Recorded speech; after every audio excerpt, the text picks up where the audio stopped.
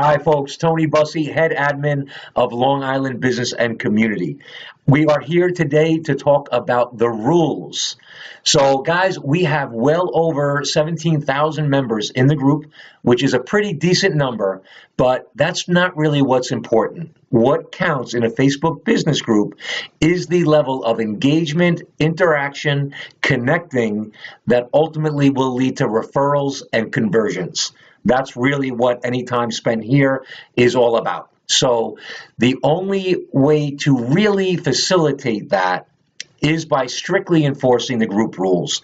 And the reason why, there's a couple of reasons why, but one of the big ones is that if there's all kinds of unformatted posts, uninteresting posts, if there's spam on there, if there's people from outside of the area posting that's not relevant, and even worse, if there's scammers on there trying to take advantage of people, it is going to seriously impact how many people will come and view the group and how many people will interact with the group. So we have taken the rule enforcement extremely serious. We have several admins that are on the board pretty much all day and most of the night, making sure that our standards are high and that we are able to attract as many people as possible to come and visit the group, and also to get them engaging with the posts and interacting and getting those referrals and conversions that all of us as local Long Island business owners are interested in. So the entire list of the group rules is on a link at the bottom of this page, and we just highlighted a couple of the really important ones that seem to come up over and over again and have a really big impact. So I'm just they're covered below with some explanation and some info. And just really quick, the first one is the posting limits. You are allowed to post 2 times per week per business. So if you have 2 businesses, you can post each business up to 2 times per week. If you have more than 2, we're going to kind of limit you to 2. And then the only other restrictions are you cannot post 2 days in a row, and you can't post twice on the same consecutive day. Once again, per business, okay?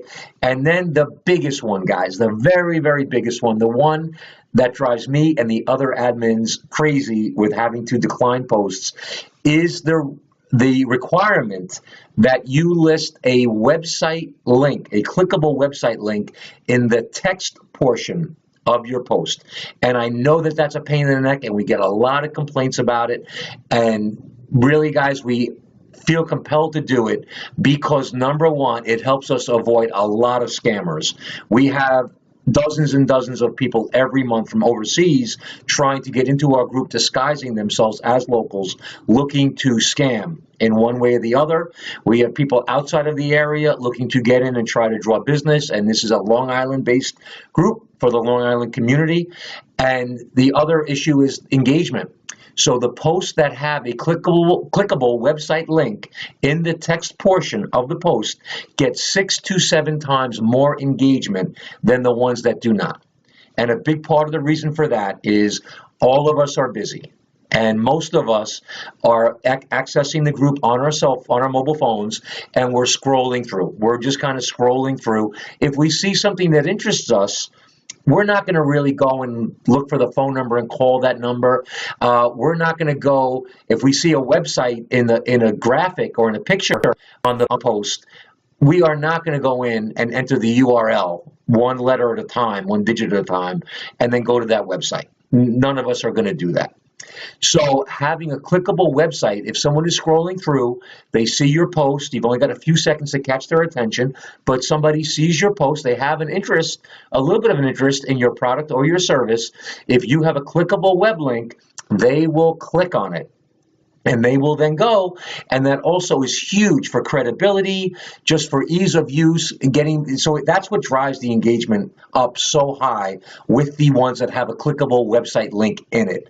Many people will scroll through. If they don't see a clickable website link, they will more or less disregard the post. So we require that for almost all the posts. Some restaurants that are well known, some other businesses where we know who they are, and it's not really so necessary to verify them, or someone, if you're going to somewhere to pick something up and you're not going to be prepaying for anything, we may make we may make accommodation for that and not have them required to put a web link, but I would say roughly 98% of the post will require a clickable web link, and that's the reason for it.